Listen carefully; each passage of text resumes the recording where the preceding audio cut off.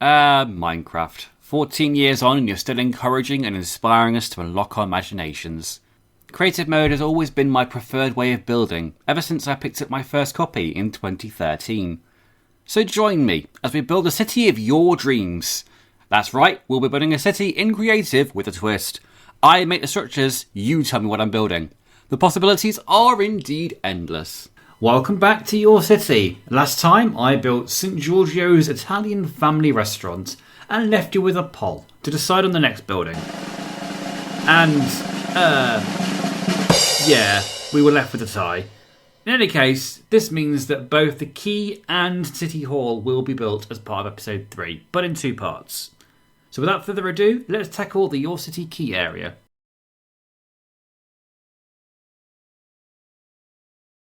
We'll start off by marking out the boundary wall.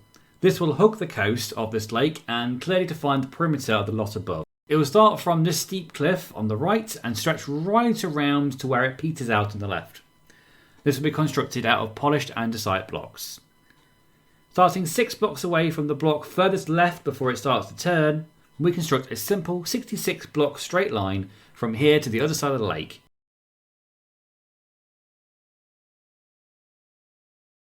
On the left hand side, we'll be curving the wall round left and then right to follow the coastline.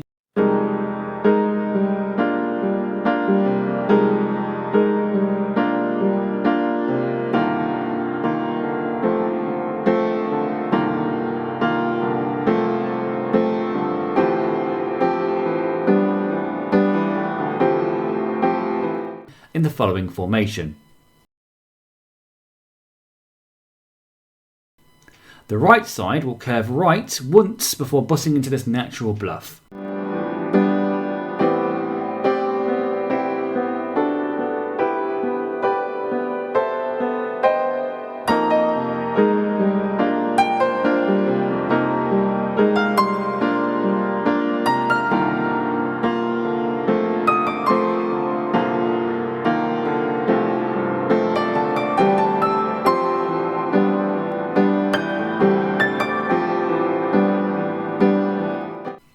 The curve spans the following coordinates. Next job is tiresome but necessary. We're going to tidy up the banks of the lake by removing most of the excess grass and dirt beyond this boundary line and filling up any gaps that fall behind it.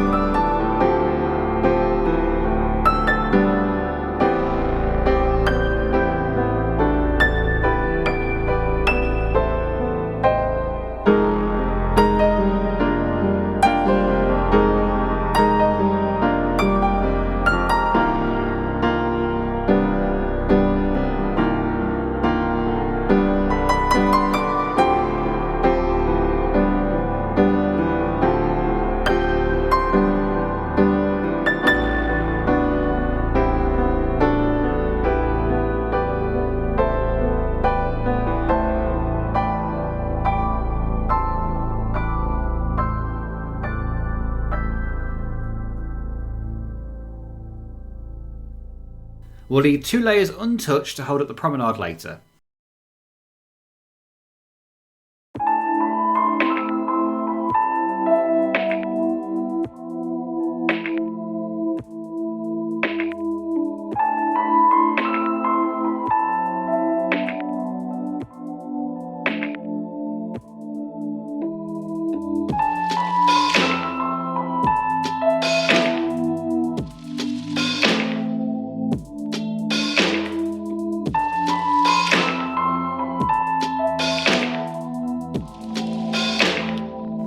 It's time to strengthen the boundary line with a sturdy whitewashed concrete wall. Raw and polished diorite will be standing in for this. Initially, we'll place just a regular diorite 6 blocks high.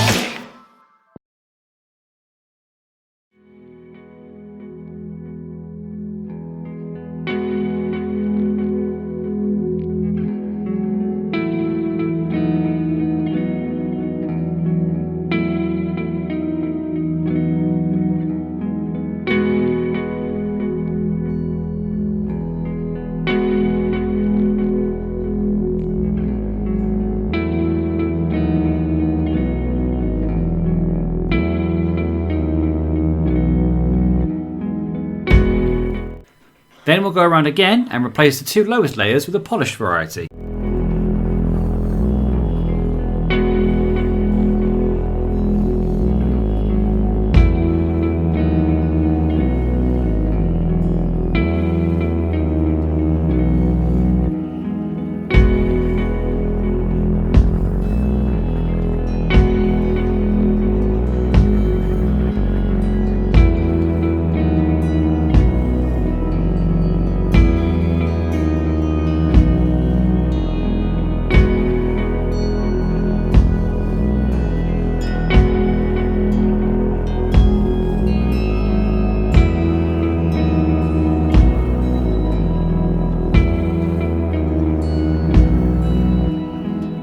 To install a concrete promenade, let's switch over to smooth stone.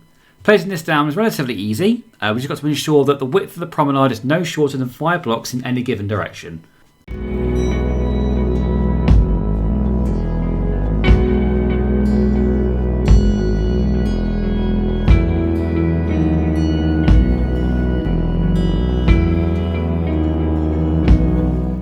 As we're building, ensure that the excess stone and dirt is bored away as you go.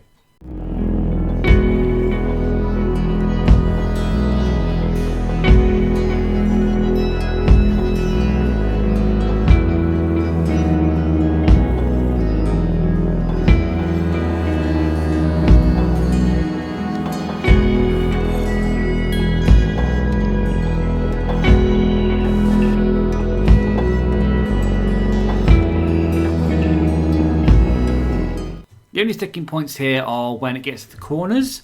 Extra blocks may be added to make the curve a bit smoother.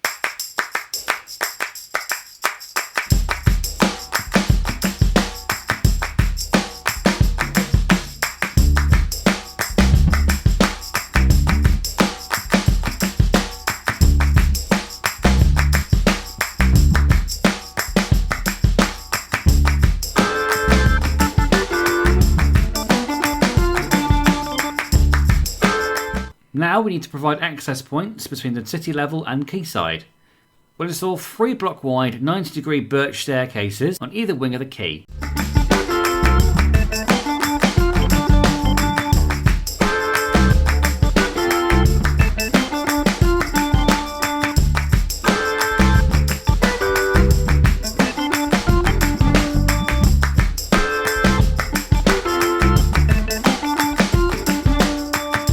Edges of these staircases will carry on the polished andesite block theme.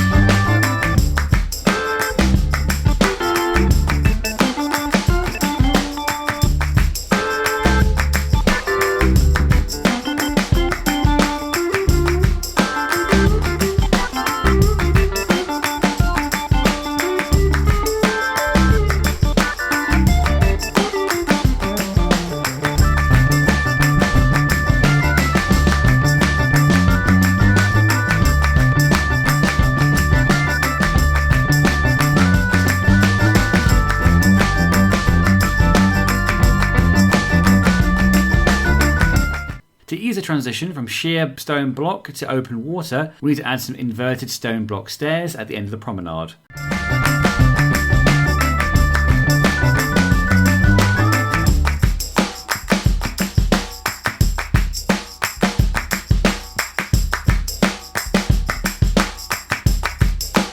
We may want to erase the remaining areas of land that encroach on the lake beyond the inverted stairs here too.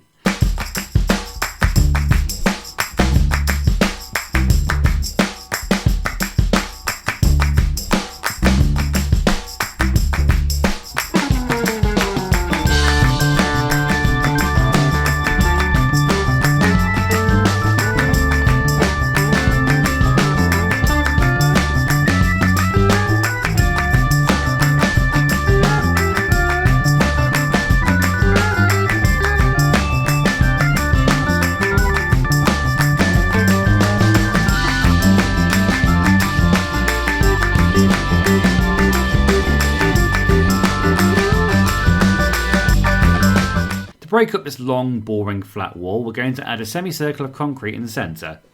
Starting with marking the midpoint at 33 and 34 blocks in, we eventually expand this out so the central entrance will start at block 22 and finish at block 45. We arrange the andesite blocks in the following formation.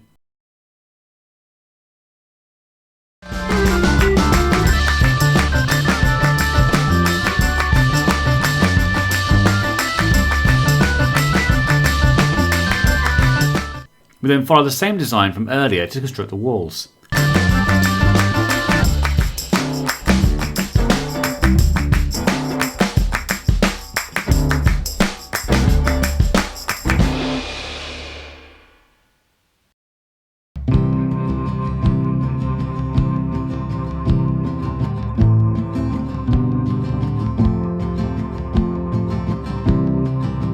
The promenade must be adjusted to follow the outline of the new extension, again taking care to ensure that there's no less than 5 blocks width at any point.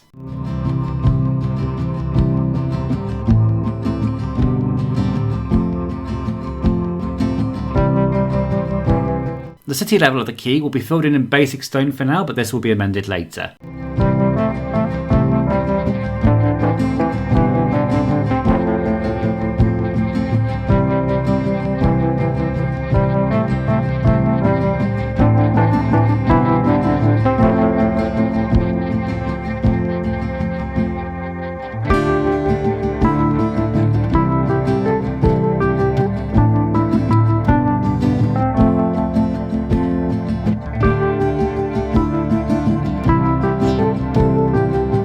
Birch stairs return, and this time we're making a slightly grander T-shaped staircase.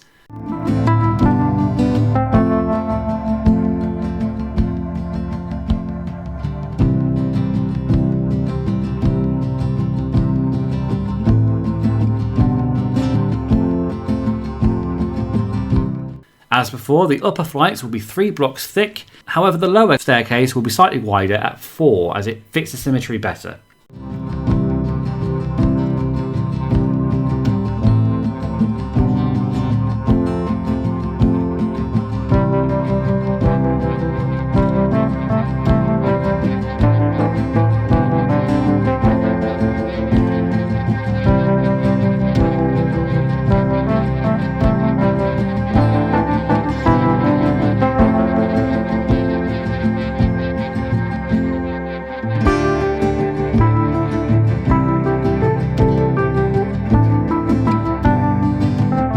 Above the final flight, we'll assemble an archway from diorite stairs, polished diorite slabs and blocks, quartz pillar and more andesite. These archways are then copied to both wings as well.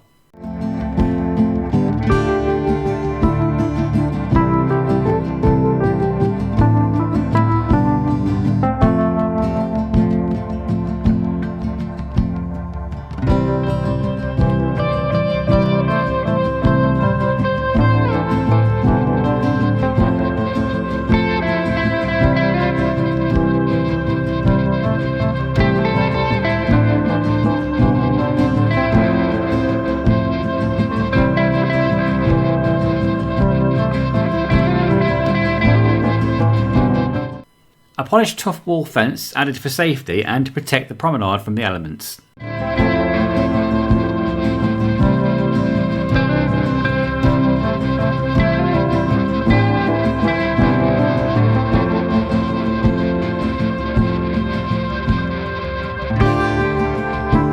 Now we move on to the docks themselves. The boat slips will consist of pale oak slabs placed half a block above sea level. The central trunk will be 4 slabs wide and 22 slabs long.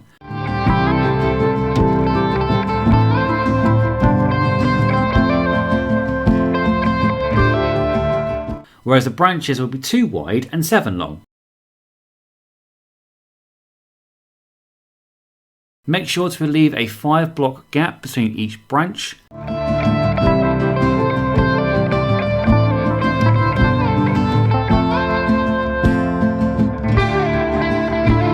With this design in place, we can easily fit 6 parking spots on the central arm.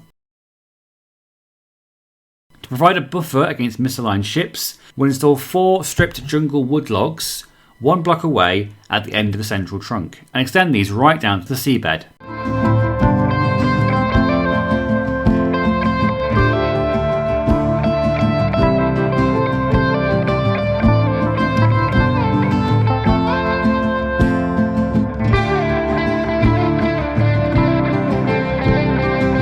We also need to prevent the boat slip from sinking or floating away by securing it to the lake floor.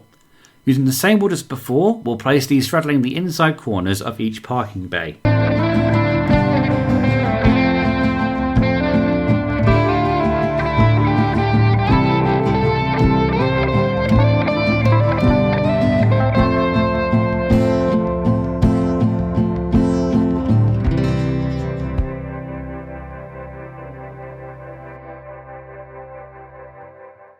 We'll tidy up the buttresses with a cut sandstone slab to finish, and don't forget to open up the tough fence here to allow access.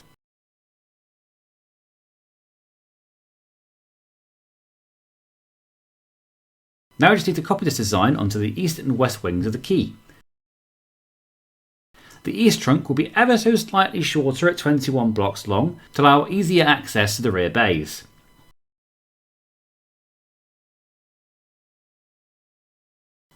Because of the bluffs on the right, there will be 5 parking bays, with the rest of the slips continuing on as before.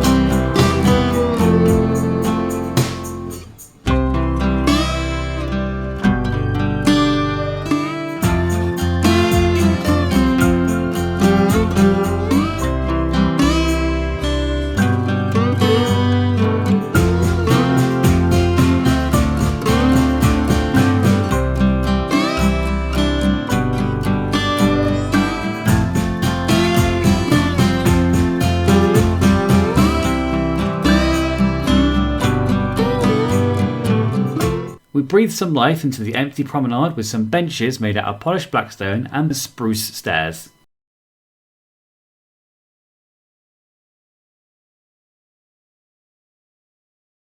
Random combinations of jungle wood, oak wood, barrels, dark oak wood, and composters sit in place of crates and cargo waiting to be taken inland.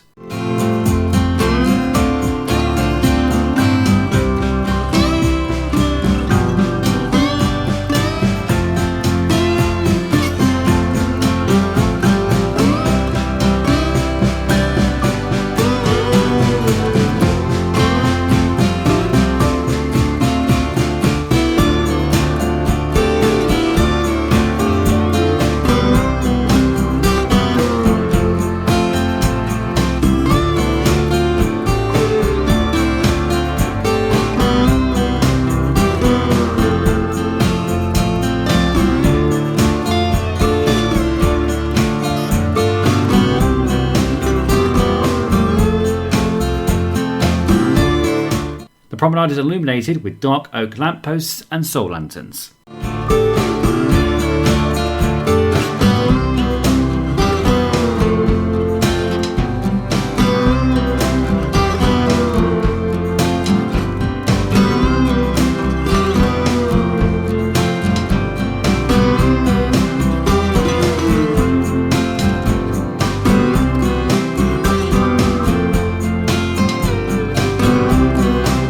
For added safety, we'll install some anvil railings to run the entire breadth of the quay at city level.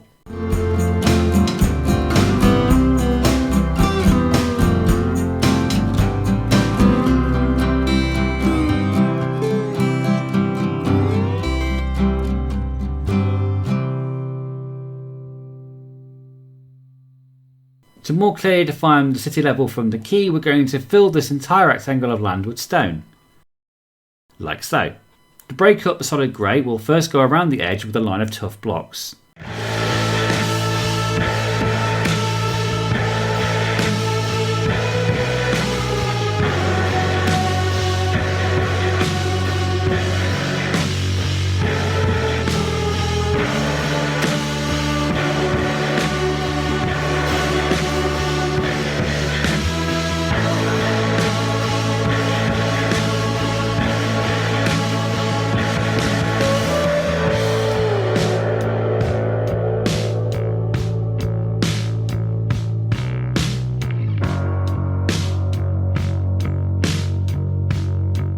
Once that's done, we'll switch up patches of stone for randomised assortments of andesite and grey concrete blocks.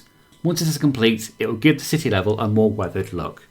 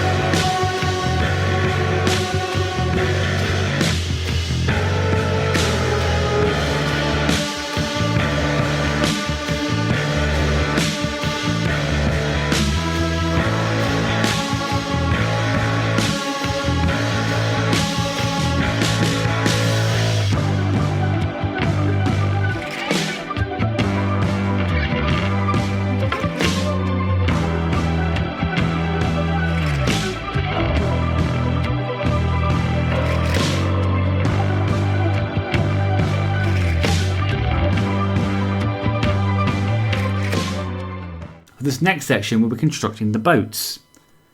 To make a start on the Speedboat, we'll first lay the hull and keel out of a 3x10 polished black stone slab grid directly at sea level. This is then extended by 2 more slabs at the centre. 3 quartz blocks sit at the stern ahead of 3 quartz stairs.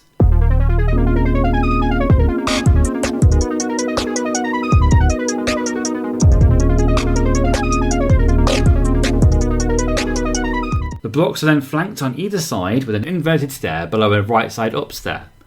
2 more blocks accompany these. 2 polished blackstone stairs are placed stern side to represent the exhaust ports.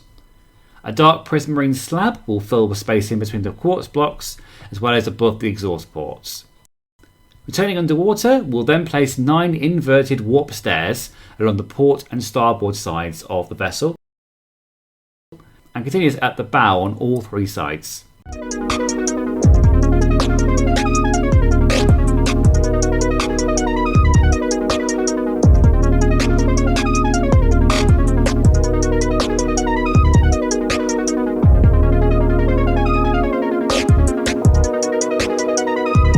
On the next level, we'll add 7 bamboo stairs, but only at port and starboard side this time, and follow them up with 4 bamboo slabs.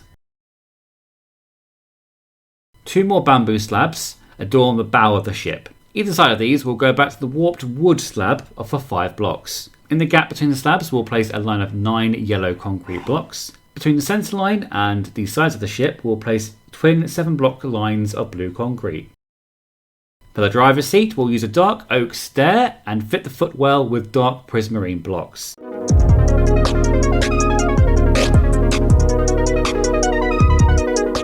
A lectern will stand in place of a dashboard. Around the cockpit, we'll place a black tinted glass windscreen. Small amendments are made on the Speedboat at stern side, and they're with the exhaust ports. These replace the dark prismarine on top of the quartz blocks, and the blocks themselves are exchanged for chiselled stone to better signify an actual engine look.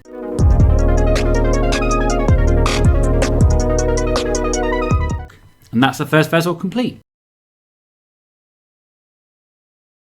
For the second, we're going to construct a small fiberglass diving boat. First, we'll place a polished blackstone slab grid in a 3x5 pattern and extend the central slabs out by 4.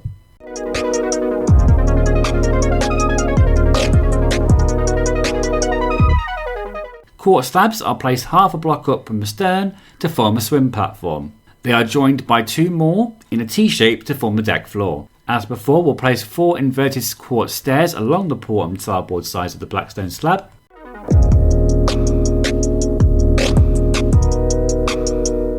Around the bow, we'll place more inverted stairs.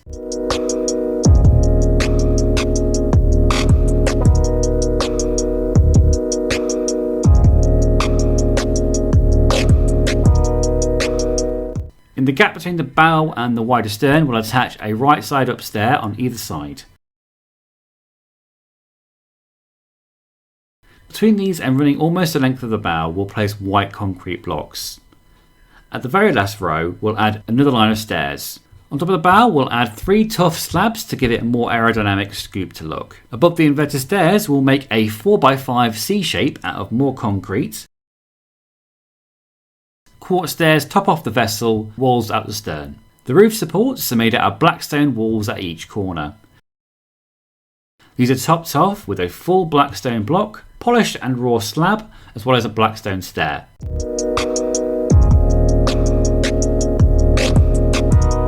The canopy will be made out of tough slabs and overhang 1 row at the stern.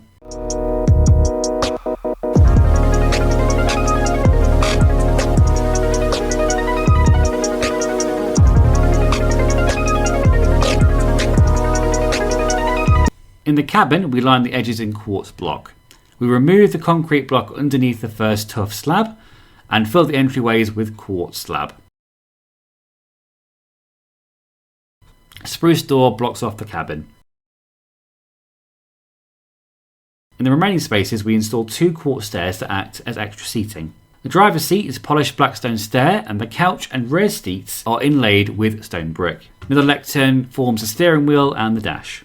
Finally, we move back to the bow and replace the stairs on the edges for some stone brick. in place of headlights.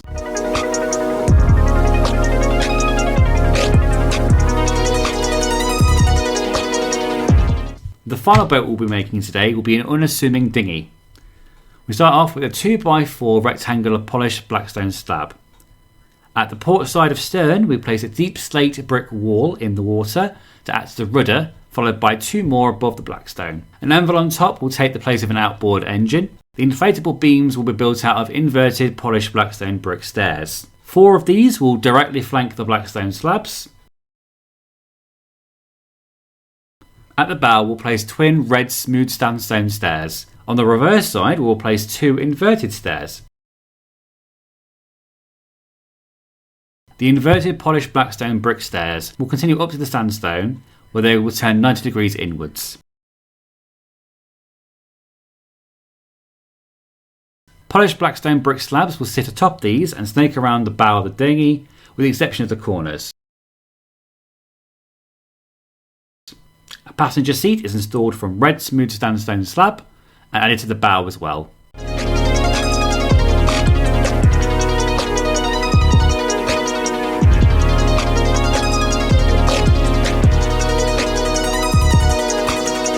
Finally, rope pulls are added to the blackstone in the form of acacia buttons. And with that, our 3 main boat designs are complete. The only thing left to do here is add even more vessels in varying colour swaps.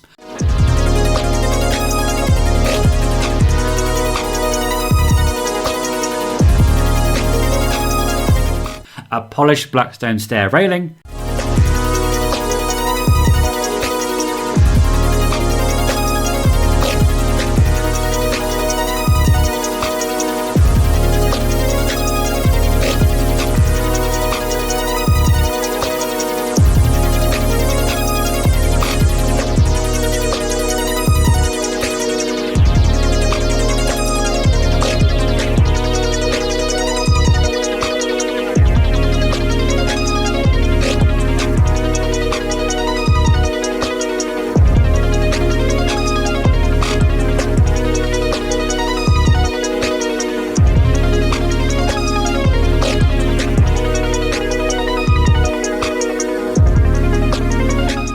and lighting up all the entrances.